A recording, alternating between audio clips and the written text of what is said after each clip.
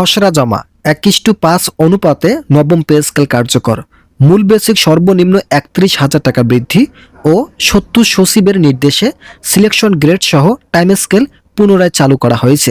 তো ইতিমধ্যেই খসড়া জমা সহ বিভিন্ন ধরনের গুরুত্বপূর্ণ বিষয় নিয়ে 70 জন সচিবের গুরুত্বপূর্ণ একটি প্রতিবেদন প্রকাশিত হয়েছে। আজকের এই ভিডিওটিতে আমি এই প্রতিবেদনের সকল বিষয়ে বিস্তারিত আলোচনা করতেছি। আপনারা অবশ্যই ভিডিওটি প্রথম থেকে শেষ পর্যন্ত ধৈর্য সহকারে দেখবেন। ভিডিওটি দেখার শুরুতে এখন পর্যন্ত যারা আমাদের এই চ্যানেলের নতুন সদস্য আছেন তারা পরবর্তী আপডেট পেতে চ্যানেলটি সাবস্ক্রাইব করে বেল আইকনটি অল করে দিন। ইতিমধ্যে প্রধান উপদেষ্টার কার্যালয়ে খসড়া জমা দেওয়া হয়েছে। প্রধান উপদেষ্টা খসড়া ভালোভাবে পর্যালোচনা করে গেজেট প্রকাশের নির্দেশ দেয়। একই সঙ্গে বিভিন্ন পর্যায়ের 70 জন সচিব নবম পে স্কেল বাস্তবায়নের পাশাপাশি সিলেকশন গ্রেড ও টাইম স্কেল পুনরুদ্ধারের বিষয়ে একতাবদ্ধ মতামত প্রকাশ করেন। তাদের ভাষ্যমতে যদি টাইম স্কেল ফিরিয়ে দেওয়া হয় তাহলে কর্মচারীদের অর্থনৈতিক শক্তি ফিরিয়ে আসবে। দীর্ঘদিন থেকে সরকারি চাকরিজীবীরা নবম পে স্কেল বাস্তবায়ন সহ বিভিন্ন ধরনের জটিলতার সম্মুখীন হলেও এই বিষয়গুলো নিয়ে ধোঁয়াশা সৃষ্টি হয়েছিল।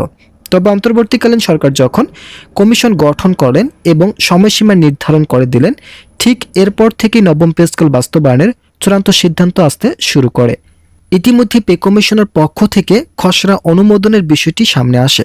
পে কমিশনের চেয়ারম্যান জাকির আহমেদ খান স্পষ্ট ভাষায় বলেন, সরকারি চাকরিজীবীদের জন্য এবারের নবম পে স্কেল আমরা সিলেকশন গ্রেড ও টাইম স্কেল পুনরুদ্ধার করব। আমাদের কাজ প্রায় শতভাগ শেষ হয়েছে। আমরা যে কোনো সময় অর্থ মন্ত্রণালয়ের সঙ্গে একত্রিত হয়ে একটি গেজেট প্রকাশ করব। অর্থ মন্ত্রণালয় ও প্রধান উপদেষ্টার কার্যালয়ে খসড়া পাঠানোর পর সচিবরা মিলে সেই খসড়া পর্যালোচনা করে কিছু সংশোধনের মাধ্যমে গেজেট প্রকাশের প্রস্তুতি চলছে। আশা করা যাচ্ছে আগামী 15 ডিসেম্বরের মধ্যে গেজেট প্রকাশের রূপরেখা তৈরি করা হবে। ভিডিওটি চলাকালীন সময় এখন পর্যন্ত যারা আমাদের এই চ্যানেলের নতুন সদস্য আছেন তারা পরবর্তী আপডেট পেতে চ্যানেলটি সাবস্ক্রাইব করে বেল আইকনটি অল করে দিন। 2015 সালের 8ম বেতন স্কেলে 11 থেকে 20তম গ্রেডে যারা কর্মচারী আছেন তাদের জন্য এই নবম পে স্কেল খুবই গুরুত্বপূর্ণ ভূমিকা রাখবে বলে মন্তব্য করেন পে কমিশন। এছাড়াও 8ম বেতন স্কেলে গ্রেড সংখ্যা বেশি হওয়ার ফলে বৈষম্য তৈরি হয়েছিল, যার ফলে অন্তর্বর্তীকালীন সরকারের নির্দেশে গ্রেড সংখ্যা পরিবর্তনের নতুন সিদ্ধান্ত গ্রহণ করা হয়।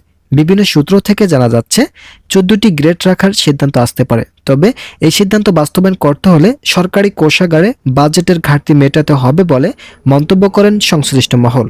যেহেতু বর্তমান সময়ে বাজেট কম এবং সংশোধনীয় বাজেটের অপেক্ষায় আছেন কর্তৃপক্ষ, সেক্ষেত্রে এই বাজেট সংশোধন করার মাধ্যমে সরকারি চাকরিজীবীদের বেতন বৃদ্ধি করা হচ্ছে।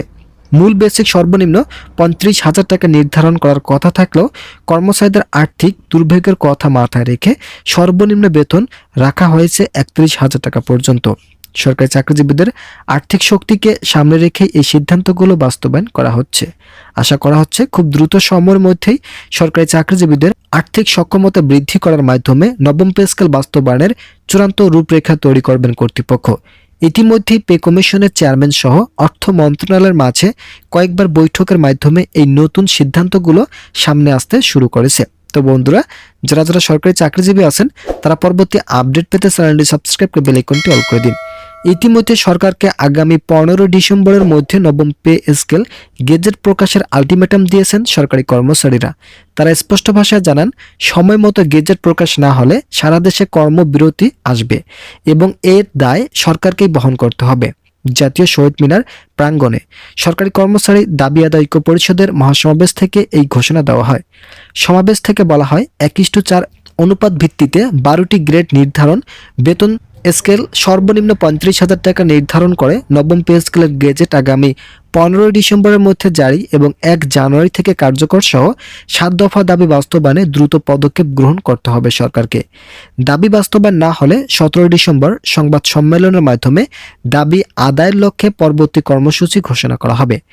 বাংলাদেশ প্রশাসনিক কর্মকর্তা বাস্তবায়ন ঐক্য পরিষদের সভাপতি আবু নাসির খান বলেন, বাজার দরের সাথে সামঞ্জস্য রেখে প্রতি 5 বছর পর বেতন বাড়ানোর কথা থাকলেও এক দশকের বেশি সময় ধরে পে স্কেলে কোনো আপডেট নেই।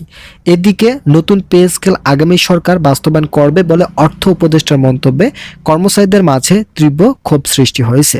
তো বন্ধুরা, আজকের এই ভিডিওটি এ পর্যন্ত। আশা করি ভিডিওটি থেকে অনেক উপকার পেয়েছেন। যদি উপকার পেয়ে থাকেন তাহলে অবশ্যই চ্যানেলটি সাবস্ক্রাইব করে বেল আইকনটি অল করে দিন, যাতে আমাদের এই চ্যানেল থেকে সকল ধরনের পে স্কেলের গুরুত্বপূর্ণ আপডেট সবসময় সবার আগে পেতে পারেন।